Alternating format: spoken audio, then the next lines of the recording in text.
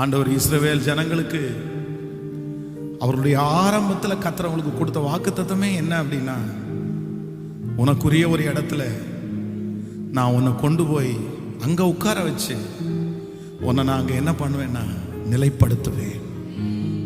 கவனிங்க, எல்லா பரிசுத்தவான்களும் டெம்பரவரியா தான் வீடு போட்டாங்க. எல்லாரும் குடிசை மட்டும் தான் போட்டாங்க. பல இடங்களில் அவங்க பிரயாணம் பண்ணினாங்க. எகிப்து பக்கத்தில் இருக்கிற பல பட்டணங்களுக்கு பிரயாணம் பண்ணாங்க. ஆனால் எங்கே போனாலும் அவங்க நிரந்தரமான வீட்டை அவங்க கட்டவே இல்லை. ஏன் அப்படின்னா, கர்த்தருடைய வாக்குத்தத்தம் அவருடைய இருதயத்தில் இருந்துகிட்டே இருந்துச்சு. ஆபிரகாம், ஈசாக்கு, யாக்கோபு இவங்க எல்லாருமே எதற்காக வாஞ்சிச்சாங்க அப்படின்னா, கர்த்தர் எங்களுக்கு என்று ஒரு கானான் தேசத்தை கர்த்தர் வைத்திருக்கிறார், அதுதான் எங்கள் தேசம். அதற்காக அவங்க வாஞ்சியாக இருந்தாங்க. கடைசியில் ஆண்டவர் இஸ்ரவேல் ஜனங்களை அவர் சொன்னபடியே, அவர் வாக்குரைத்தபடியே பாலும் தேனும் ஓடுகிற அந்த கானான் தேசத்தில் அவங்கள கொண்டு போய் கர்த்தர் உட்கார வச்சார். நான் நம்புகிறேன், இதுவரைக்கும் உங்கள் முன்னோர்கள், உடைய குடும்பத்தில் இருக்கிறவங்க, உங்கள் தாத்தா, உங்கள் பாட்டி, உங்கள் அப்பா, அவங்களுக்கு ஒரு நிலையான ஒரு வருமானம் இல்லாமல் இருக்கலாம், ஒரு நிலையான வேலைகள் இல்லாமல் இருக்கலாம், ஒரு நிலையான உடல் சுகம் இல்லாமல் இருக்கலாம், எதுலையுமே நிலைவரமே இல்லை. அந்த அந்த சாபங்கள் வந்து உங்களை தொடர்ந்துட்டே இருக்கலாம். நிலை இல்லை, நிலை இல்லை, நிலை இல்லை. ஆனால் நான் நம்புகிறேன், இன்றைக்கு இந்த 21வது நாள் இந்த முழங்கால் யுத்த ஜெபத்தில் நம்ம எதற்காக ஜெபிக்கணும் அப்படின்னா, ஆண்டவரே என்னையும் என்னுடைய பிள்ளைகளையும் என்ன பண்ணுங்கன்னா நிலைப்படுத்தும் ஆண்டவரே. நிலையாய் வாழ்வது தான், அதான் சொல்லுவாங்கல்ல, ஒரு கணவனாரோட வாழணும், ஒரு மனைவியோட வாழணும், ஒரு நல்ல வீட்டில் குடியிருக்கணும், ஒரு நல்ல தொழிலை செய்யணும். இந்த மாதிரி எல்லாத்துலேயுமே அந்த ஒன்று, அந்த ஃபஸ்ட்டு அமைகிறதே பெஸ்ட்டாக. ஆனால் இந்த ஜெபத்தில் இருக்கிறவங்க நிறைய பேர் அதை பார்க்காம இருக்கலாம். அடுத்த 2வது, அடுத்த 3வது அப்படின்னு போனாலே வந்து அது நம்முடைய வாழ்க்கையில் வந்து கஷ்டம்தான், ஜெயமெல்லாம் கிடையாது. இதை விட அது மோசம், அதை விட அது மோசம். அதான் ஒரு டைம் வந்து ஒரு விஷயத்தில் அடிக்கப்பட்டாங்கன்னு வைங்களேன், அதுக்கப்புறம் அந்த உலகமே என்னத்தை தான் பார்க்குது அப்படின்னா அவங்கள அப்படியே தான் பார்க்குது, அவங்கள தப்பாக தான் பார்க்குது. 1000 காரணம் கேட்பாங்க. ஒரு பொண்ணு, ஒரு பையன், ஒருவேளை அவங்க 2 பேருக்கும் ஏதோ கஷ்டம் வந்து இல்லை இறந்துட்டாங்க, இல்லைன்னா வாக்குவாதம் வந்து பிரிஞ்சுட்டாங்க அப்படின்னா, அடுத்து அந்த பிள்ளைக்காக ஒரு திருமணத்தை பார்க்கும்போது, அந்த பையனுக்காக ஒரு திருமணத்தை பார்க்கும்போது 1000 கேள்வி கேட்பாங்க. ஏன் அப்படி, என்ன அப்படி, அப்போ நீங்கள் என்ன பண்ணீங்க, சும்மா போயிடுவாங்களா, சும்மா சண்டை வந்துருமா? இவங்க அவ்வளோ நல்லவர்களாக இருந்தால் கூட இந்த உலகம் நம்புற அளவுக்கு இல்லை. அதனால நான் நம்புறேன், இதற்கு முன்பாக எப்படி இருந்தோ தெரியல, ஆனால் இனி நீங்களும் உங்களுடைய பிள்ளைகளையும் கர்த்தர் எப்படி வைக்கணும் அப்படின்னா நிலையாய் வாழ பண்ணணும், நிலையாய் வாழ பண்ணணும். பல ஊர்களிலே, பல நாடுகளிலே இந்த ஸ்பிரிட் வேலை செய்யுது. நிலையா வாழலை, நிலையா வாழலை. அக்கறை மாட்டு இக்கரை பச்சை, அந்த பக்கம் வாழ்க்கை, இந்த பக்கம் ஒரு வாழ்க்கை. ஆனால் நம்ம ஜெபிக்கும் போது கர்த்தர் கேட்பார், என் பிள்ளை என்ன மாதிரி அலையக்கூடாதுப்பா, என்ன மாதிரி அங்கே இங்கே திரியக்கூடாதுப்பா, அதை மாற்றி இதை மாற்றி ஒரே லைன். கர்த்தர் அவனுக்கான ஒரு இடத்துல அவனை கொண்டு போய் உட்கார வச்சிடணும்.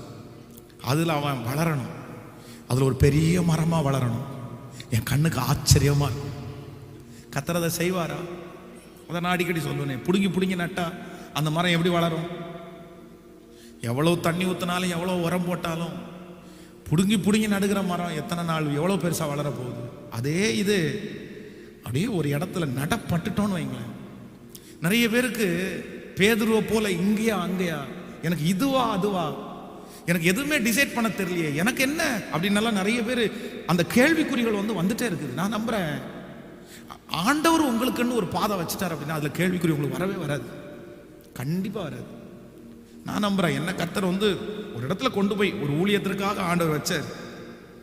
இதற்காக நான் ஜெபிக்கல, இந்த ஏரியாவில் எனக்கு ஊழியம் வேணும்னு கேட்கல. ஆனால் ஆண்டவரே அதற்கான வழியை அப்படியே திறந்து கொண்டு போய் கரெக்டாக ஃபிக்ஸ் பண்ணிட்டாரு பாருங்க.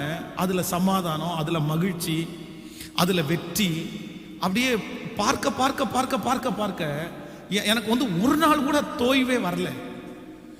செய்ய முடியலையேன்ற ஆதங்கம் மட்டும்தான் இருக்குது, இன்னும் பண்ணலாமே அப்படின்ற அந்த உற்சாகம் மட்டும்தான் இருக்கே தவிர என்னுடைய வேகத்திலேயோ என்னுடைய மனசுலையோ வந்து குறைவு இன்னும் வரல.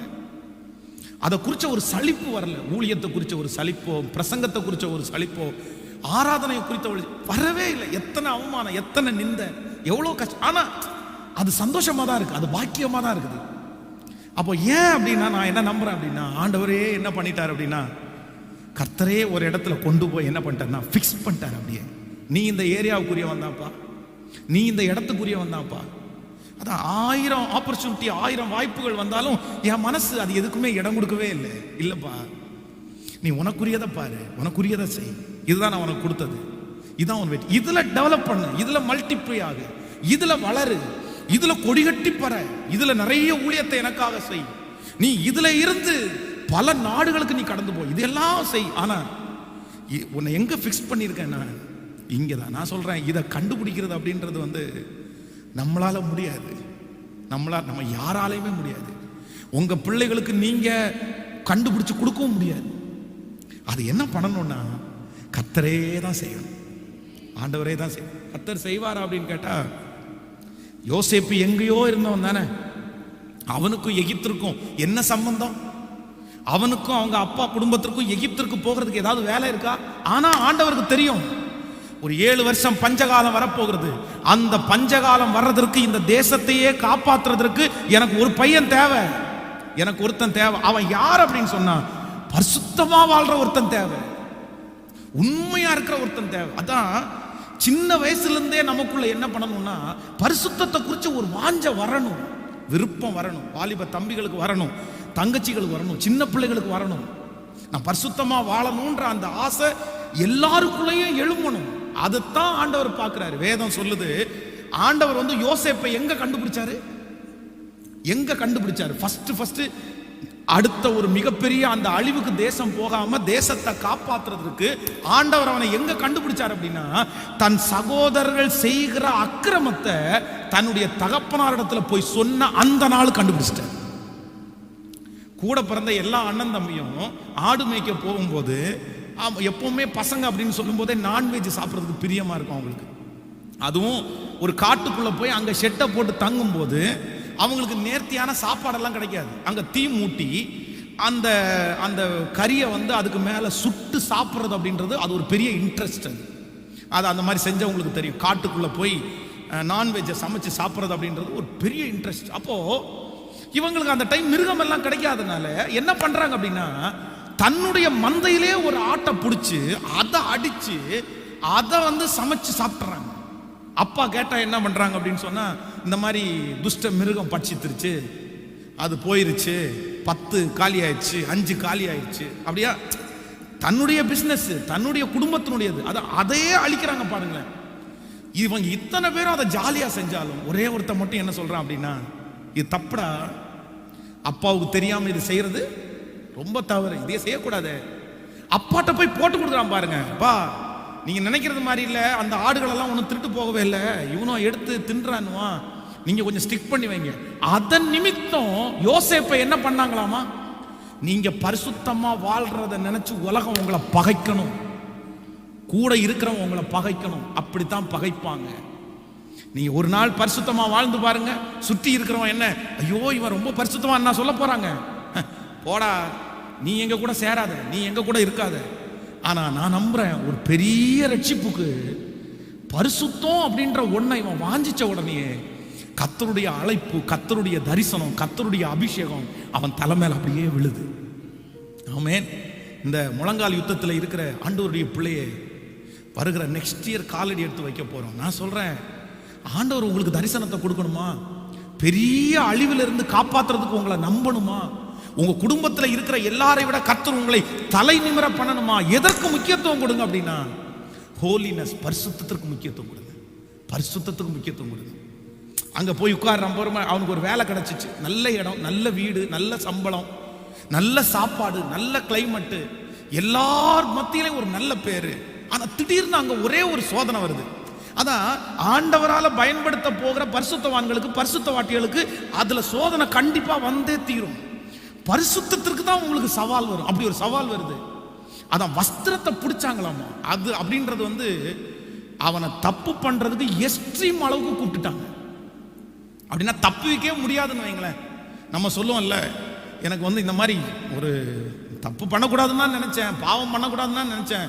ஆனால் எனக்கு பயங்கரமாக அது வந்துருச்சு. அந்த சோதனை வந்து தப்பு பண்ணியே ஆகணுன்ற ஒரு சூழ்நிலைக்கு தள்ளப்பட்டேன் அப்படின்னு சொல்றீங்க இல்ல, அந்த மாதிரி ஒரு சிச்சுவேஷனுக்குள்ள அவனை பார்த்தா கூட பரவாயில்ல, பேசினா பரவாயில்ல, வஸ்திரத்தையே பிடிச்சா எப்படி வந்து வஸ்திரத்தையே பிடிச்சிட்டு கம் வா வா வா.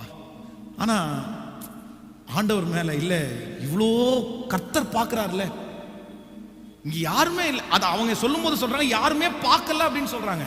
ஆனா யோசேப்பு என்ன சொல்றான் அப்படின்னா, யாருமே பார்க்கலன்னு எனக்கு தெரியும், ஆனா யார் பார்க்கறா அப்படின்னா கர்த்தர் பார்க்கிறார். இவ்வளோ பெரிய பொல்லாங்க மனுஷன் பார்க்கல, கர்த்தர் பார்க்கிறாரே, நான் எப்படி செய்யறது? உங்களுக்கு யாருக்காவது அந்த எண்ணம் வந்திருக்கா? பரிசுத்தமா வாழும்போது மனுஷங்க யாரும் பார்க்கலன்னு தானே அந்த தப்பு செஞ்சீங்க, மனுஷங்க பார்க்கலன்னு தானே நீங்க பரிசுத்த குறைவா நடந்தீங்க. அந்த பாத்ரூம்ல கர்த்தர் உங்களை பார்க்கல, அந்த ரூமுக்குள்ள கர்த்தர் உங்களை பார்க்கல, அந்த தெருவில் கர்த்தர் உங்களை பார்க்கல, ஆண்டவர் பார்த்தார்ல.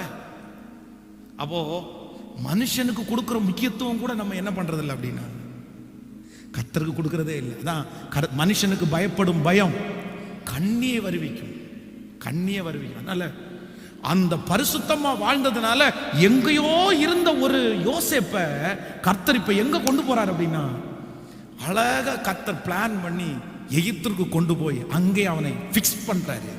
இதாண்டா, இதுக்காக தாண்டா அவனை உருவாக்குனேன், இதுக்காக தாண்டா அவனை வளர்த்தினேன், இதுதாண்டா உன் தரிசனம், இதுதாண்டா உன் இடம். அந்த இடத்துல கர்த்தர் அவனை வைத்தது மட்டுமல்லாமல் அவனை உயர்த்தி அவனை மகிமைப்படுத்தினார். அப்ப நான் என்ன நம்புறேன் அப்படின்னா, இந்த ஃபைனல் டே நம்ம எல்லாரையும் கர்த்தர் என்ன பண்ணணும்னா, ஒரு கரெக்டான ஒரு சரியான ஒரு இடத்துல கர்த்தர் நம்மையும் நம்முடைய பிள்ளைகளையும் கொண்டு நிலைவரப்படுத்தும். ஆமேன் சொல்லுங்கள். இதற்காக ஜெபிப்பீர்களா? எனக்கு நிலைவரப்படுத்துங்கப்பா. என் பிள்ளைக்குன்னு இதுதான்ப்பா, என் பையனுக்குன்னு இதுதான், என் பொண்ணுக்குன்னு இதுதான், எனக்குன்னு இதுதான், இதான் உன் வாழ்க்கை, இதான் உன் வாழ்க்கை. அது ஆரம்பத்தில் கஷ்டமா இருக்கலாம், ஆரம்பத்தில் கேள்விக்குறியா இருக்கலாம், நீங்க நினைச்சது மாதிரி இல்லாம இருக்கலாம். ஆனா நான் நம்புறேன், கர்த்தர் உங்களுக்கு வைத்த பாதையா இருந்தால், ஆரம்பம் அற்பமா இருந்தாலும் முடிவு சம்பூரணமா இருக்கும். உன் கண்கள் அதை பார்க்கும். அதனால ஆரம்பம் அற்பமா இருக்கிறத பார்த்து இது எனக்கு இல்லைன்னு நினைச்சிடாதீங்க. இது எனக்கு நினைச்சு உங்க யோசனைகள் பல விதமா இருக்கிறதுனால இது எனக்கு சூட்டாகாது அப்படின்னு நினைக்காதீங்க. நீங்க அமைதியா தரித்திருங்க, காத்திருங்க. இது எனக்குரிய பாதையா இருக்குமே, ஆனால் பாடுகளை சந்திக்கிறதுக்கு நான் ஆயத்தம் அப்படின்னு சொல்லுங்க. நான் ரெடி ஆண்டவரே, நான் ரெடி, நான் பாடுகள் அதன் மூலமாய் வருகிற அவமானங்களை சந்திக்கிறதுக்கு ரெடி, குறைவுகளை சந்திக்கிறதுக்கு ரெடி அப்படின்னு ஒப்பு கொடுங்க. நீங்க ஒரு பெரிய மகிமையை உங்க கண்கள் கண்டிப்பாக காணும். ஆமென் சொல்லுங்களேன். கையை மேல உயர்த்தி, ஆண்டவரே என்னை சரியான ஒரு இடத்துல என்னை நிலைப்படுத்துங்க அப்பா சொல்லுங்க. ஒவ்வொருத்தரும் நான் போய் பிக்ஸ் ஆகணும், நான் போய் பிக்ஸ் ஆகணும். ஆண்டவரே என்னால அப்படி பண்ண முடியலப்பா. ஏன் என் வாழ்க்கை எல்லாரும் என்ன பார்த்து கேள்வி கேட்கிறாங்க, இன்னுமா நீ செட்டில் ஆகல, இன்னுமா நீ செட்டில் ஆகல, வயசு போச்சு அப்பா, நாள் போச்சு அப்பா, உன் பிள்ளை செட்டில் ஆகலையா, உன் பொண்ணு செட்டில் ஆகவே இல்லையா, இன்னும் அவன் அலைஞ்சிட்டு தான் இருக்கிறானா, இன்னும் அவன் ஓடிட்டே தான் இருக்கிறானா? இந்த கேள்விகள் எல்லாம் உங்க காதுகளில் கேட்டு கேட்டு கேட்டு சோர்ந்து போனீங்கல்ல. ஹல்லேலூயா. இன்னும் உனக்கு ஒரு வீடு கிடைக்கல, இன்னும் நீ வீடு வாங்கல, இன்னும் ஒரு தொழில நீ போய் உட்காரல, அவங்க முன்னாடி நிக்கிறதுக்கே வெக்கமா இருக்குல்ல, அவங்க நீ முன்னாடி நிக்கிறதுக்கே கஷ்டமா இருக்குல்ல. ஆனா நான் நம்புறேன், நான் விசுவாசிக்கிறேன், முழங்கால் படிட்டு இருக்கிற கர்த்தருடைய பிள்ளையை என் ஆண்டவர் மட்டும் நினைப்பாரு. ஆனா என் ஆண்டவர் மட்டும் நினைச்சா உன்னை கொண்டு போய் கரெக்டான அந்த சரியான இடத்துல எல்லாரும் பிரமிக்கிற அளவிற்கு, ஆச்சரியப்படுற அளவிற்கு, கேள்வி கேட்டவர்கள் எல்லாரும் சந்தோஷப்படுகிற அளவிற்கு கர்த்தரால உங்களை கொண்டு போய் பிக்ஸ் பண்ண முடியும். கைகளை உயர்த்தி சொல்லுவோம், இயேசுவே என்னை உறுதியான ஒரு இடத்துல கொண்டு போய் என்னை ஒரு இடத்துல நிலைவரப்படுத்தும் அப்பா, என்னை நிலைவரப்படுத்தும் அப்பா சொல்லுங்க, நிலைவரப்படுத்துங்கப்பா. கைகளை உயர்த்தி எல்லாரும் சொல்லுங்க, ஆண்டவரே என்னையும் என் பிள்ளைகளையும் கர்த்தர் நிலைப்படுத்தும், நிலைவரப்படுத்தும். ஓ என்னை நிலைவரப்படுத்தும். சொல்லுங்க சொல்லுங்க, கேளுங்க. அந்த கைகளை உயர்த்தி கேளுங்க. சின்ன பிள்ளைகள் முதற்கொண்டு பெரியவர்கள் வரைக்கும், இயேசுவே என்னை நிலைவரப்படுத்துங்க, என்னை நிலைவரப்படுத்துங்க ஆண்டவரே, என்னை நிலைவரப்படுத்துங்க, என்னை நிலைவரப்படுத்துங்க ஆண்டவரே, என்னை நிலைவரப்படுத்துங்க, என்னை நிலைவரப்படுத்துங்க, என்னை நிலைவரப்படுத்துங்க. ஆமென். சொல்லுங்க. கவனிங்க ஆண்டவருடைய பிள்ளைகளே, இந்த நிலைவரமா நம்ம இருக்க முடியாதபடி நிறைய டிஸ்டர்பன்ஸ் வரும். ஆனா அதுக்கு நம்ம ஒரு நாள் இடம் கொடுக்க கூடாது. நீங்கள் வேதத்தில் ஃபர்ஸ்ட் ஆண்டவர் ராஜாவா ஏற்படுத்தின சவுலை குறித்து வேதத்தில் வாசிப்பீர்களே, ஆனால் ஆண்டவர் அவனுக்குரிய ஒரு இடத்துல அவனை கொண்டு போய் வச்சுட்டார். இதான் நான் உன்னை அழைச்சேன், கழுதைக்கு பின்பாக போயிட்டு இருந்த ஒன்றை நான் இப்படி அழைச்சிருக்கிறேன். ஆனா அவர் பண்ண ஒரு மிகப்பெரிய தவறு என்ன அப்படின்னா, அவருடைய வேலையை விட்டுட்டு, அவர் உட்கார்ந்திருக்க இடத்தை விட்டுட்டு அவருடைய மனசு வேற மாதிரி ஓட ஆரம்பிச்சிருச்சு. தாவீதை குறித்து பயப்பட்டு, தாவீதை குறித்து ரொம்ப யோசிச்சு, அவன் நம்மளை கொன்றுவானோ, அவன் அழிச்சிருவானோ, அவன் நமக்கு விரோதிய. நான் சொல்றேன், தேவன் உங்களை ஒரு இடத்துல ஒரு பாதையில கொண்டு போய் கர்த்தர் உட்கார வச்சுட்டார் அப்படின்னா, அவரா எடுத்தா தான் உண்டே தவிர வேற ஒருத்தராலையும் எடுக்க முடியாது. ஒன்று அவர் எடுக்கணும், இல்லைன்னா நீங்களா அந்த இடத்த விட்டு போகணும். கவனிங்க, ஆண்டவர் ஒரு இடத்துல உங்களை நிலைவரப்படுத்துறதுக்கு கொண்டு போய் உட்கார வச்சுட்டாருன்னா ரெண்டே பேருக்கு தான் ஆப்ஷன் இருக்கு. ஒன்று நீங்க அந்த இடத்த விட்டு போயிடலாம், இன்னொன்று கர்த்தர் அந்த இடத்துல உங்களை எடுக்கலாம். நான் சொல்றேன், கர்த்தர் கண்டிப்பா உங்களை எடுக்க மாட்டார். ஒரு இடத்துல கர்த்தர் உங்களுக்கு வச்சுட்டார் அப்படின்னா அந்த இடத்துல பெருகதான் பண்ணுவாரே தவிர திரும்ப ஆண்டவர் புடுங்க மாட்டார். அது நம்முடைய ஆண்டவரிடத்துல இல்லை. நீ தப்பு பண்ணிட்ட நான் புடுங்கிடுவேன், இல்லை இல்லை இல்லை. நீங்க என்ன பண்ணிடக்கூடாது அப்படின்னா, அந்த இடம் உங்களுக்கு அதிருப்தியா இருக்கிறதுனால, அது சரியா இல்லாதனால, அதை நீங்க நினைச்சது மாதிரி அதை அமையாததுனால நீங்க என்ன பண்ணிடக்கூடாது அப்படின்னு சொன்னா, அந்த இடத்தை விட்டுட்டு நீங்க இன்னொன்னுத்துல அலைபாயக்கூடாது. அந்த இடத்துல இருந்துட்டு நீங்க வளரணும், நீங்க வளரணும், நீங்க கற்றுக்கணும், நீங்க புரிஞ்சுக்கணும், நீங்க கத்திரிடத்துல இறக்கத்தை கேட்டு அப்படி அப்படி அப்படி அப்படி டெவலப் ஆகணுமே தவிர, எங்க இருந்தாலும் சரி, நீங்க இப்ப எங்க இருந்தாலும் சரி, என்ன வேலையை செஞ்சாலும் சரி, அந்த வேலையை விட்டு நீங்க என்ன பண்ணணும் அப்படின்னா, அந்த இடத்துல வளரக்கூடிய ஒரு எப்படி நீங்க வளரலாம் அப்படின்னு பாருங்க. ஐயோ நான் நினைச்சது மாதிரி இந்த இடத்துல இல்லை அப்படியெல்லாம் நீங்க நினைக்காதீங்க. இந்த இடத்துல நான் எப்படி போக முடியும், வர முடியும், உங்களுக்கு எந்த நெகட்டிவ் தாட்ஸும் வேண்டாம். தேவனாய் உங்களை கொண்டு போய் உட்கார வச்சிருப்பாரே, ஆனால் அதான் நாற்காலியே இல்லாத இடத்துல ஒரு நாற்காலியை கொண்டு வர்றதுக்கு என் கர்த்தரால முடியும். அதை நம்ம யோசேப்பின் புஸ்தகத்தில் வாசிக்கிறோமா இல்லையா? அங்க அந்த பார்வோனுக்கு கீழே ஒரு போஸ்டிங்கே கிடையாது.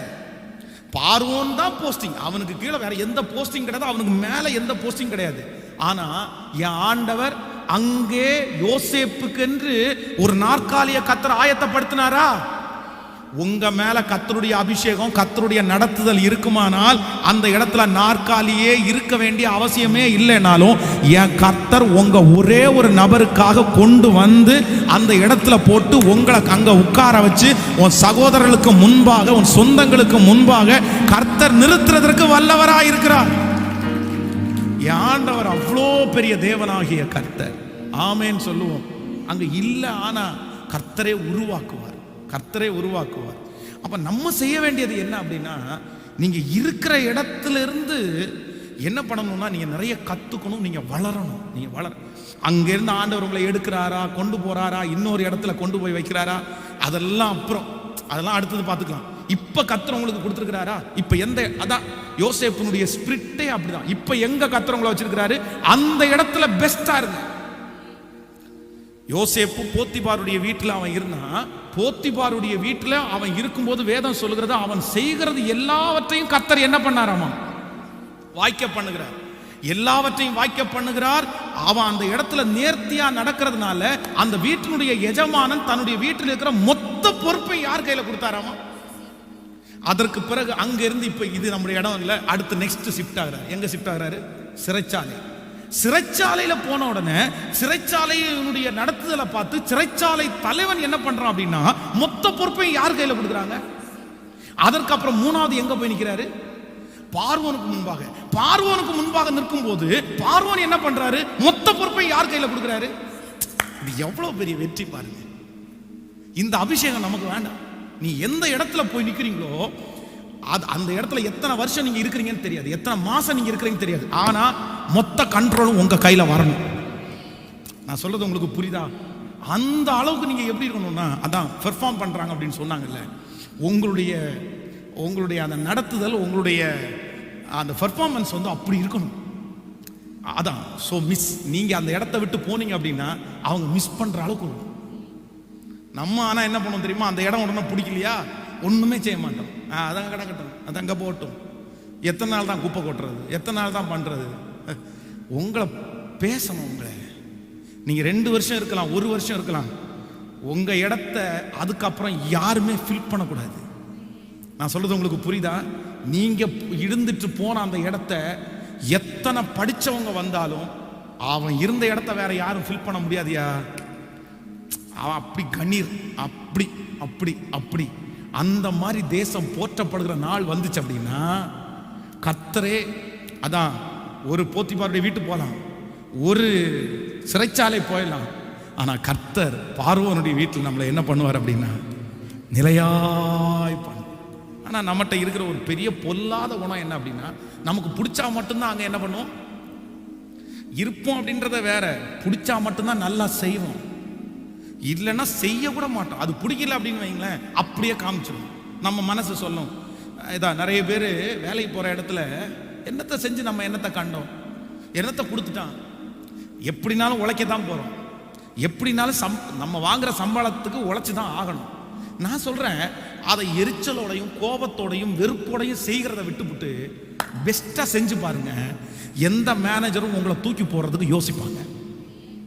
ஆமோதிக்கிறீங்களா? நீங்க அதை விட்டு வெளியே வரணும்னு சொன்னா கூட, கொஞ்சம் வெயிட் பண்ணு, உனக்கு என்ன பிரச்சனை, இப்போ நீ ஏன் போற, இல்ல கொஞ்சம் எனக்கு சம்பளம் பத்தல, அப்போ அவ்வளவுதானே, சரி ஒரு 2000 ரூபாய் எக்ஸ்ட்ரா கொடுத்துட்றேன், நீ கொஞ்சம் நல்லா பண்ணு, நான் உனக்கு தர்றேன், நீ எப்படி போக முடியும்?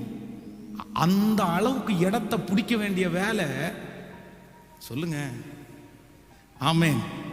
எல்லாரும் பொறுப்புகளை கொண்டு யார் கையில கொடுக்கணும் அப்படின்னா, எனக்கு ரொம்ப ஆசையா இருக்கு இந்த வசனத்தை வாசிக்கும் போது, எல்லாரும் அப்படி பொறுப்புகளை கொண்டு நம்ம கையில கொடுக்கறது எப்படி இருக்கும் பாருங்க. நீங்க பாருங்க சார், நீங்க தான் சார் இது சரியான ஆள். போற இடத்துல எல்லாம் உங்க கையில பொறுப்பு வருதும் அப்படின்னா அது எவ்வளவு பெரிய அபிஷேகம். இதை வாஞ்சிக்கிறீங்களா எல்லாரும்? ஆமேன்னு சொல்லுங்க. போற இடத்துல எல்லாம் எல்லாரும் என்ன பண்ணணும்னா உங்களை நம்பி உங்களை ஒரு பொறுப்பு கொடுத்து, இதுக்கு பெஸ்டான ஆள் பிரதர், நீங்க செய்யுங்க பிரதர், நீங்க செய்யுங்க பிரதர், ஐயோ அந்த அபிஷேகம் எனக்கு வேணும். சின்ன பிள்ளைங்களாம் ஆசைப்படுறீங்களா? ஆமேன்னு சொல்லுங்க. அல்லேலூயா. கையை மேல உயர்த்தி, ஆண்டவரே எனக்கு வேணும், ஆண்டவரே என்னை நிலைப்படுத்தணும், நீங்க என்னை நிலைப்படுத்தணும், நிலைப்படுத்தணும். என் கையில கொடுக்கப்பட்டிருக்கிற பொறுப்பை என்னை விட பெஸ்டா வேற யாரும் செய்யக்கூடாது. நான் தான் அதுல பெஸ்டா செய்யணும், நான் தான் அதுல பெஸ்டா செய்யணும், நான் தான் அதை பெஸ்டா பண்ணணும். என்ன அம்மாவுடைய போஸ்டிங் உங்களுக்கு கொடுத்திருக்குதா, அந்த அம்மாவுடைய போஸ்டிங்க வேற யாருமே அதை ஃபில் பண்ண முடியாத அளவுக்கு உங்களுடைய வாழ்க்கை. அப்பான்ற ஒரு போஸ்டிங்க கர்த்தர் கொடுத்திருக்கிறாரா, அதையும் யாருமே அதுக்கு ஈடு கொடுக்கவே முடியாது எங்க அப்பாவுக்கு. கைகளை உயர்த்தி எல்லாரும், இயேசுவே என்னை நிலைப்படுத்த உம்மாலாகும் சொல்லுங்க எல்லாரும் முழு இருதயத்தோடு, ஆண்டவரே என்னை நிலைப்படுத்த உம்மாலாகும், உம்மாலாகும். என்னை நிலைப்படுத்துகிறவர் சொல்லுங்க, என்னை நிலைப்படுத்துகிற தேவனே, என்னை நிலைப்படுத்துகிற தேவனே.